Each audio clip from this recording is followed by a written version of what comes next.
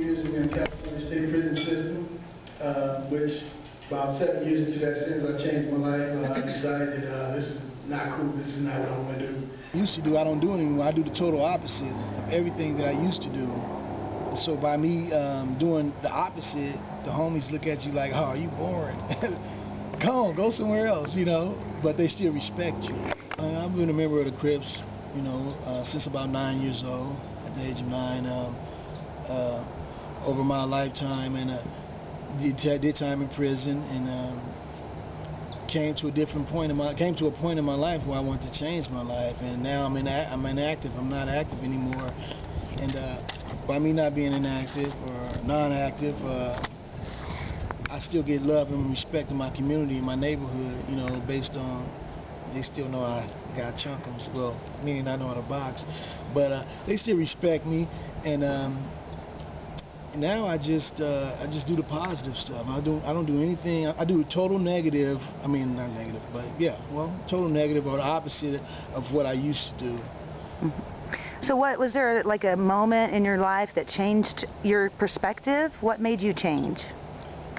I think time in prison made me change, really. I'm not saying prison is good, but for me it was. I wouldn't wish that on anybody else. I hope nobody else would have to go through that to learn a lesson.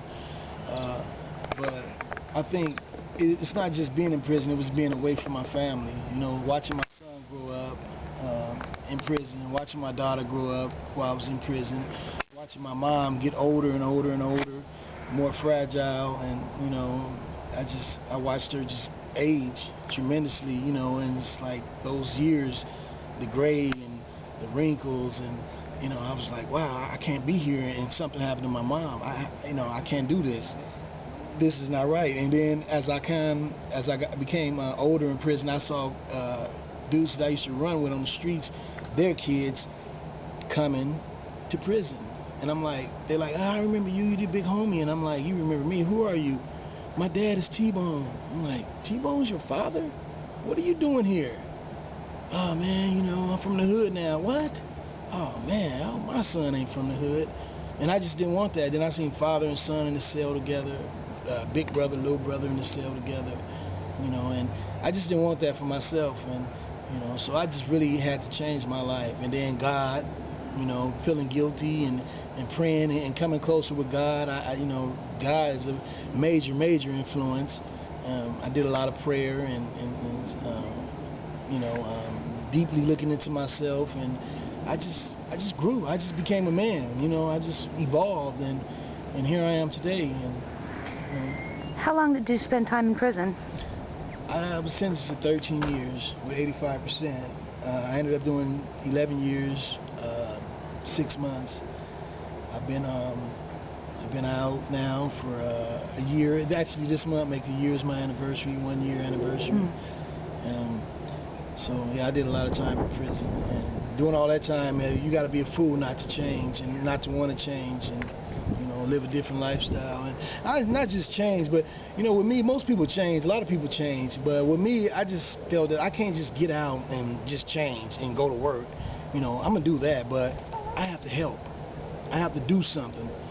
You know, I have to be influential in my community on a positive basis, because I already did everything on a negative. You know, they already know that. So, you know, I'm a man now. You know, I thought I was a man then, but I'm a man now, and I really had to make a difference. I really had to do something to help people in my community and help people everywhere else. So, you know, I'm starting off in Los Angeles, but I want to go nationwide, because I feel responsible for a lot of the stuff that's going on in cities throughout the nation.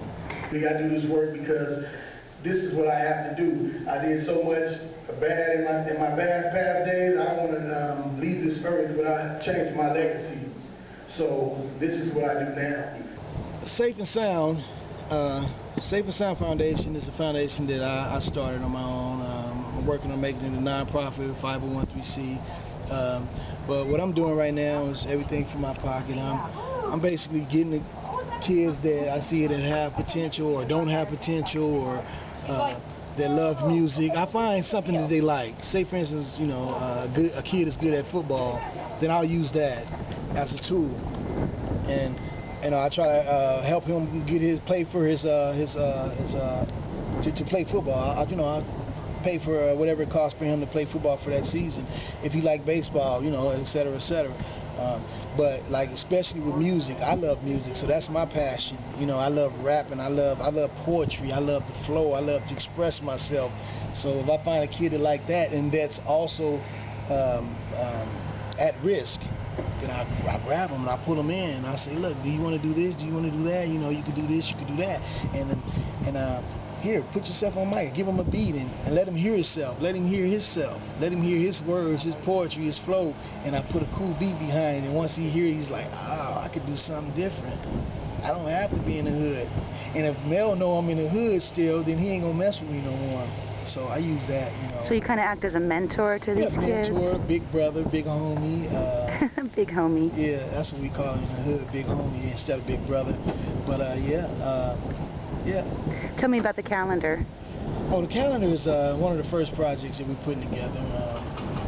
It's basically just to get some revenue for us to be able to, and it's highlighting a lot of different things, and you know, you got to look at it and read it, and it just highlights different stuff that I'm involved with, and it also helps me to be able to, you know, mentor and talk to the kids and get around, you know, gas money, vehicle, whatever, you know, studio time, you know, nothing's free, and you know, I don't have a high-paying job, so I had to figure out a way to bring some money involved and to be able to help these kids. That's great. So how can people get the calendar? Oh, Mel9001, that's my email. At gmail.com? At gmail.com. Got to get that in there. I always forget that.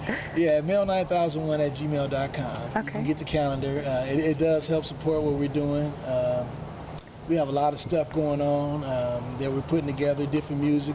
Oh, we also have a video on iTunes. It's the first project that I put together on YouTube. On YouTube? You can buy it on iTunes for 99 cents. We're selling that. But it's LA Gang Tours official music video. Okay. LA Gang Tours official music video? Okay. Yeah. And two of the kids right there are the first kids that I was working with. The first two rappers in the song. It's a nice song, you know.